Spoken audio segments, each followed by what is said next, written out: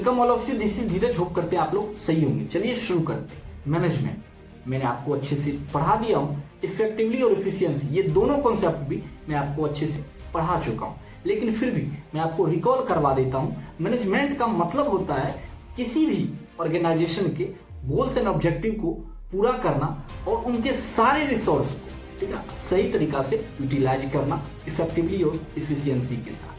आप कहोगे sir effectively और इफिशियंसी दोनों कैसे एक मैनेजमेंट में हो सकता है? होता है। एक अच्छे मैनेजमेंट ये दोनों चीज अप्लाई करता है, ठीक ना। इफेक्टिवली और इफिशियंसी का मतलब अगर आप नहीं जानते हो तो मैं आपको बता देना चाहता हूँ। इफेक्टिवली का मतलब है पैसा जो भी लगे कोई दिक्कत नहीं है, टाइम पे काम होना चाहिए। और इफिशियंसी का मतलब है जितना हो सके पैसा बचाया जाए, टाइम का कोई इशू नहीं है, ठीक ना। ये सिंपल मीनिंग है। और चलिए आगे बढ़ते हैं। अब पढ़ते हैं कैरेक्टरिस्टिक्स ऑफ मैनेजमेंट। पहला इसमें आता है management is a goal oriented. जी हाँ, मैनेजमेंट जो है गोल ओरिएंटेड ही है। कोई भी काम करो, प्लानिंग करो, ऑर्गेनाइजिंग करो, स्टाफिंग करो, मोटिवेटिंग करो या कंट्रोलिंग करो, ठीक है, इन सब का एक ही मकसद होता है, जो कंपनी का गोल्स एंड ऑब्जेक्टिव है उसको पूरा करना, ठीक ना। मैनेजमेंट का काम ही यही है कि गोल्स एंड ऑब्जेक्टिव जो है कंपनी का उसको पूरा, इसीलिए मैनेजमेंट जो है गोल ओरिएंटेड होता है। दूसरा है ग्रुप एक्टिविटी। हाँ, ग्रुप एक्टिविटी भी है, क्योंकि अब इतने सारे लोग एक कंपनी में काम करते हैं, इतने सारे लोग किसी भी ऑर्गेनाइजेशन में काम करते हैं, तो लगता है एक ही काम सब लोग करेंगे। कोई ह्यूमन रिसोर्स में होगा, कोई मार्केटिंग में होगा, कोई फाइनेंस में होगा, कोई इंफॉर्मेशन एंड टेक्नोलॉजी में होगा, तो अलग अलग डिपार्टमेंट जो भी है उनमें काम करते हैं और उन सब का भी एक ही मकसद होता है, कंपनी के गोल्स एंड ऑब्जेक्टिव को पूरा करना। तो ये जो है ग्रुप एक्टिविटी है, ग्रुप बना बना के काम करते हैं, तो मैनेजमेंट जो है ग्रुप एक्टिविटी है। तीसरा है मैनेजमेंट इज इंट्रांजिबल। हाँ, मैनेजमेंट जो है इंट्रांजिबल है। मतलब इंट्रांजिबल का मतलब यही हुआ कि आप उसको देख नहीं सकते, बिल्कुल नहीं देख सकते। आप उसको सिर्फ महसूस कर सकते हैं, एक्सपीरियंस कर सकते हैं, उसको देख नहीं सकते हैं। जैसे ये पेन है तो इसको हम देख भी सकते हैं और इसको टच भी कर सकते हैं। कहिएगा सर एक्सपीरियंस और फील के आधार पे कैसे मतलब डिसीजन नहीं होता है? भाई ऐसे ही होता है। पता कैसे चलेगा मैनेजमेंट जो है सही है कि गलत है? तो आप जो गोल्स एंड ऑब्जेक्टिव है उसको आप सही तरीका से पूरा कर लेते हैं और अच्छे तरीका से, तो समझिए मैनेजमेंट अच्छा है। अगर नहीं है उसको आप चेंज कीजिए, क्योंकि मैनेजमेंट को आप चेंज भी कर सकते हैं, ठीक ना।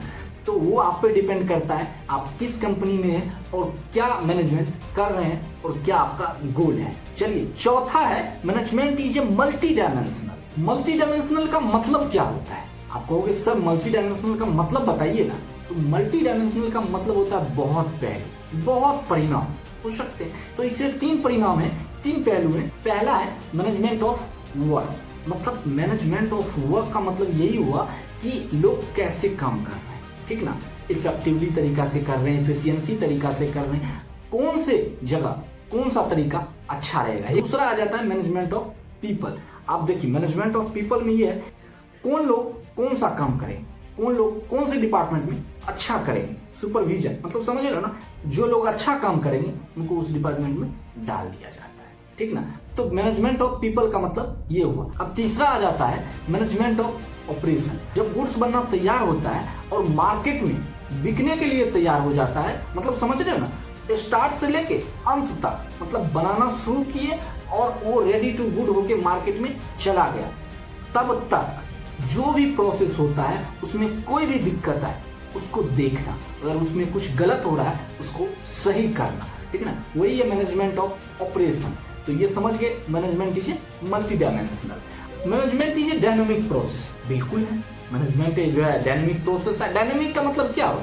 चेंज होते रहना समय के अनुसार, ठीक ना। कोरोना वायरस जो आया उसमें मैनेजमेंट चेंज हुआ कि नहीं? लोग ऑफिस में काम करते थे और उसको वर्क फ्रॉम होम करवा दी, ठीक ना, तो चेंज हुआ। उसी तरह गवर्नमेंट का कोई स्कीम आ गया तो मैनेजमेंट का जो है चेंजिंग करना भी जरूरी पड़ जाता है। तो इसी तरह जो मैनेजमेंट जो है समय के अनुसार बदलते रहता है, तो इसीलिए management is a dynamic process. अब अगला management is A hierarchy of authority. ये क्या है भैया? जब ऊपर से ऑर्डर आता है तो नीचे वाले लोग फॉलो करते हैं कि नहीं करते हैं? बिल्कुल करते हैं। एम्प्लॉय को ऑर्डर कौन देगा? सुपरवाइजर। सुपरवाइजर को ऑर्डर कौन देगा? Department head. डिपार्टमेंट हेड को ऑर्डर कौन देगा? प्रेसिडेंट। और प्रेसिडेंट को ऑर्डर कौन देगा? Board of director. तो ये देख रहे हैं ना, ऊपर से एकदम बना हुआ है, बोर्ड ऑफ डायरेक्टर, उसके बाद प्रेसिडेंट, उसके बाद डिपार्टमेंट हेड्स, सुपरवाइजर और एम्प्लॉय। मतलब देख रहे हो ऊपर से एकदम हायरार्की बना हुआ है। ऊपर से ऑर्डर आएंगे, नीचे वाले लोग फॉलो करेंगे। ऊपर से ऑर्डर आएंगे, नीचे वाले लोग फॉलो करेंगे। ऊपर से डिसीजन आएंगे, नीचे वाले लोग फॉलो करेंगे। समझ रहे हैं ना? तो इसी को कहते हैं हायरार्की ऑफ अथॉरिटी। ठीक है ना? तो management is hierarchy of authority. अब अगला है मैनेजमेंट इज ऑल परवेसिव। अब इसका मतलब क्या हुआ? तो मतलब ये हर जगह अप्लीकेबल है, मतलब ये पूरे ग्लोबल में अप्लीकेबल है। तो आप पूछोगे सर पाकिस्तानों में होता है? अरे भाई वो ग्लोबल में नहीं आता है क्या? वो भी तो आता है, वो भी एक कंट्री है जो हमारे देश से अलग हुआ। तो पाकिस्तान में होता है तो काहे नहीं सही हो जाता है सब कुछ? उसका भी इकोनॉमी ऊपर जाना चाहिए था। अरे होगा, वो क्या है नहीं है पड़ोसी का, उससे क्या मतलब है? लेकिन मैनेजमेंट हर जगह अप्लीकेबल है। अब कहोगे सर श्रीलंका में होता है, वहाँ का इकोनॉमी तो क्रैश हो गया। जी भाई क्रैश हो गया, अच्छा मैनेजमेंट नहीं था, क्रैश हो गया। तो अच्छे मैनेजमेंट अगर होगा तो क्रैश नहीं होता।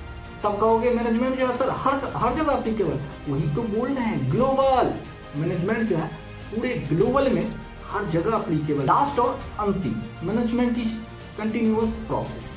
तो सर ये कंटिन्यूअस प्रोसेस है। अगर एक गोल और ऑब्जेक्टिव प्राप्त हो गया तो सर आगे भी मैनेजमेंट करना पड़ेगा। बिल्कुल करना पड़ेगा। जब तक कंपनी है, जब तक ऑर्गेनाइजेशन है, तब तक मैनेजमेंट होगा। आप ही बताओ ना, आप एक कंपनी के सीईओ हैं, ठीक ना? आप एक गोल सेट किए कि 10,000 करोड़ का रेवेन्यू जनरेट करना है और 10,000 करोड़ का रेवेन्यू जनरेट कर दिया। क्या उसके बाद आप घर बैठ जाओगे? मतलब आप फिर गोल सेट करोगे कि सर 20,000 का गोल सेट करना है और 20,000 करोड़ कमाना है। समझ रहे हो? जब तक कंपनी है, जब तक ऑर्गेनाइजेशन है, तब तक मैनेजमेंट होता रहेगा। इसीलिए कहते हैं management is A continuous process. मैंने अपना 100% दिया है, अब आपका बारी है 100% देना। और इस वीडियो को शेयर कीजिए, लाइक कीजिए, कमेंट कीजिए और इस चैनल को सब्सक्राइब जरूर कीजिए। और हमारे इंस्टाग्राम जो पेज है उसको भी फॉलो कीजिए, फेसबुक पे है उसको भी फॉलो कीजिए। चलिए तब तक के लिए जय हिंद।